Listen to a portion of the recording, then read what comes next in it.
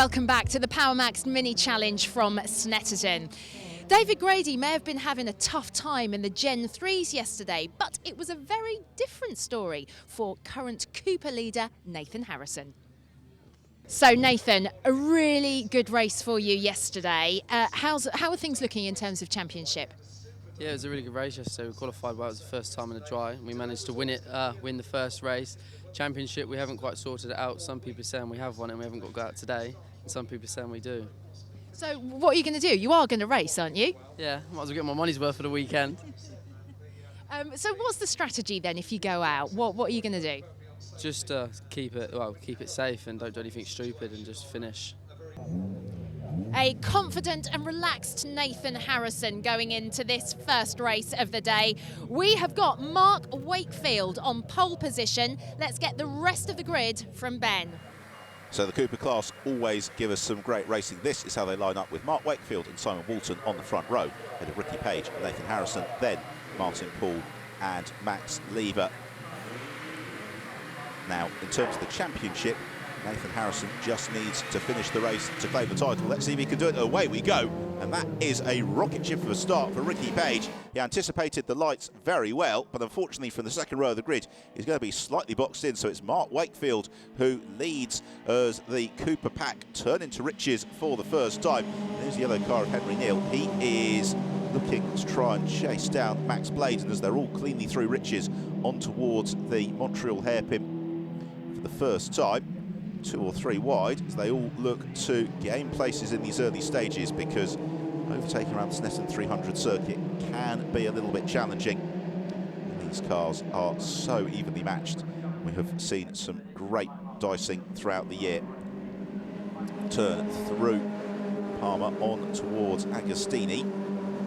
Towards the back of the field, there's Adrian Norman looking to make a little bit of progress, as is Joe Polly just behind him, in car with Henry Neal. Road is slightly full ahead of him, but there's a little gap possibly to the inside of Max Lever, which closes on the exit of Agostini. They head on towards Hamilton. At the front of the field, it is still Mark Wakefield who is leading the way. And Wakefield has got Nathan Harrison just bottled up behind him. Of course, Harrison just needs to finish the race. He doesn't need to take any undue risks, as Henry Neal heads out of Williams. He's got James Goodall just behind him as they head on to the Bentley Straight for the first time. All of them forming up in this queue behind Wakefield. Wakefield at the moment doing exactly what he needs to do, which is sticking to the racing line, letting the others do the hard work.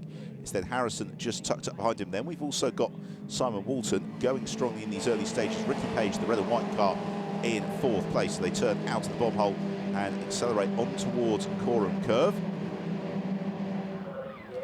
Coram now a very different proposition to how it used to be, because it really does tighten on the exit into the flick at Murray's, which is so important for the run along the centre straight, and that feeds to one of the better overtaking opportunities on lap. Also going well is the blue and orange car of Max Bladen. He's bringing the yellow car of Henry Neal with him for company, as now as they come up over the start and finish line, it is Simon Walton who is looking to make the challenge on Mark Wakefield, and as a result it's Nathan Harrison who's been shuffled down into 3rd place. And now Ricky Page looks to further demote Nathan Harrison's. Page gets it all wrong, bounces across the grass in the exit of riches. It leaves an opening for Henry Neal to the inside into Montreal. How many places is Neal going to get? He takes about 4 cars. Brilliant move from Henry Neal. He elevates himself up into 2nd position. Simon Walton looks to fight back, but Walton has got Max Bladen right alongside him as they turn into Palmer. Bladen with that outside track might just be able to carry the momentum.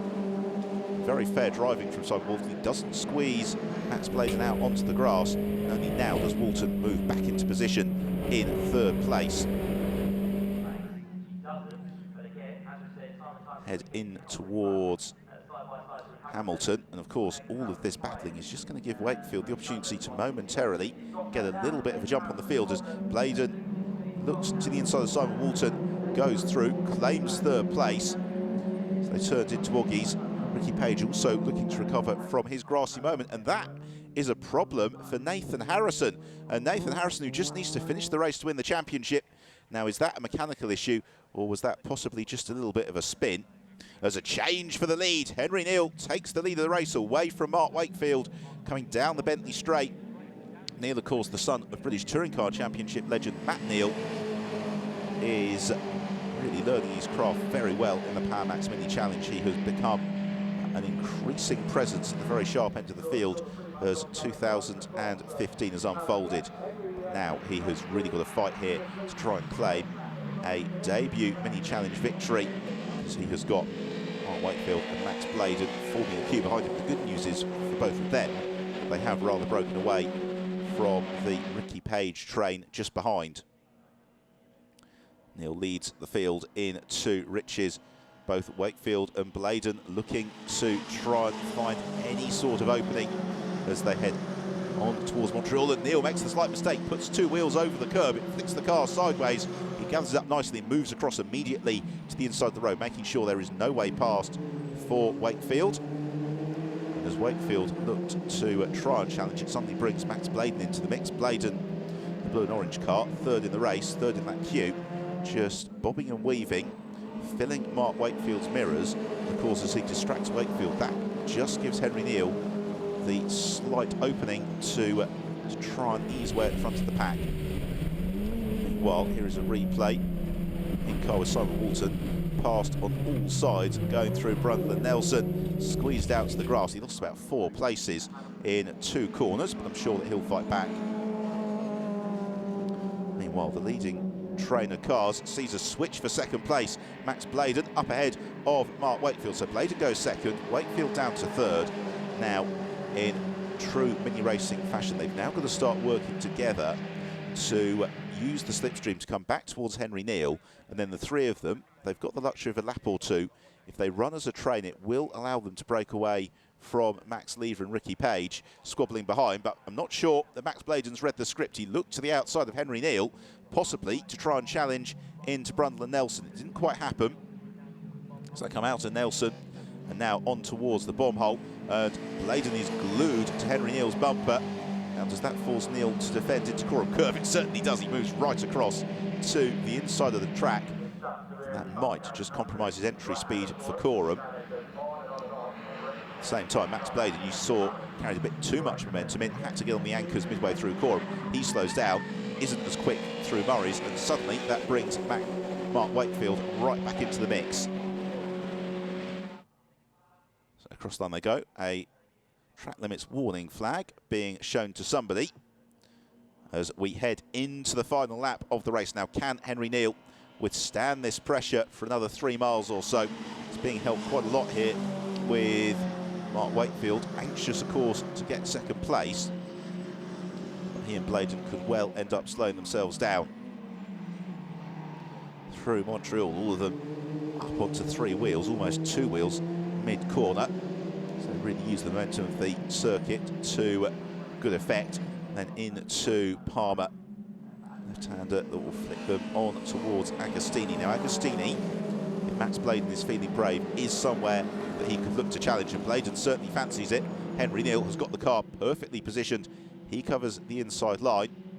As the rest of the field continue to scrap for position. Coming out of Agostini, it's almost 3 wide into Hamilton for the final time. And again, Mark Wakefield looks to the inside of Max Bladen. Bladen just a little bit sideways, brings Wakefield right onto his rear spoiler. And the next half lap is going to feel like an absolute eternity for these 3 drivers. They've also got to be careful because Max Lever is not too far adrift either, in 4th position on to the Bentley Straight. Wakefield's got the toe behind Bladen now. Can Bladen latch himself towards Henry Neal? He's not close enough to Neal to challenge him into Brundle and Nelson, and that means that Henry Neal defends a little bit, but really just covering the track position more than really darting to the inside. So that means he carries a good amount of momentum out of Nelson in towards the bomb hole for the final time. And this is now going to have to be an absolutely phenomenal series of corners for Max Bladen or Mark Wakefield. They want to wrestle the win away from Henry Neal, who has done everything right on this last lap. We have got just 2 corners to go, and Bladen carries the pace through Coram Curve. Henry Neal gets the car squared off, or does he? He's just slightly wide at Murray's. He puts two wheels on the curb, and it's not enough to slow him down. It's now just the run along the centre straight. The checker flag is poised, ready and waiting, and Henry Neal celebrates victory in the Power Max Mini Challenge Cooper class at Snetterton. An absolutely brilliant performance from Neal. Second place going to Max Bladen, and third for Mark Wakefield. Brilliant racing as ever from the Coopers. Here is the classification then, with victory for Neal, clear of Bladen and Wakefield. Max Lever in fourth from Ricky Page, but in 14th place Nathan Harrison took the flag, and therefore the Cooper class championship. Congratulations all around to Henry Neal from his team and competitors. That was Mini Challenge racing at its very, very best. Clean, close and competitive.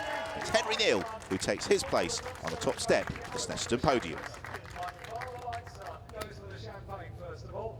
Henry beaming with joy. That's your first win in the Mini Challenge, and emotional. Yeah, completely emotional. I just never think it was going to happen, and that last lap was the most intense moment of my life, I think. When I saw that checker flag and the boys on the wall, I was over the moon. I just couldn't hold back the tears. Yeah, you do, bless you. Max, you were putting the pressure on Henry, didn't quite manage to do it. Oh, no. Yeah, it was a really hard race, and obviously I started from 7th, so even though I didn't win it, it was good to get on the podium, but I tried my hardest on Henry, and yeah, he held his own, and I've got to congratulate him for his first win in the Mini Challenge. But yeah, absolutely brilliant race. You know, I got a cracking start, and they both overtook me, and I did try a couple of moves on Max, but it just wasn't meant to be.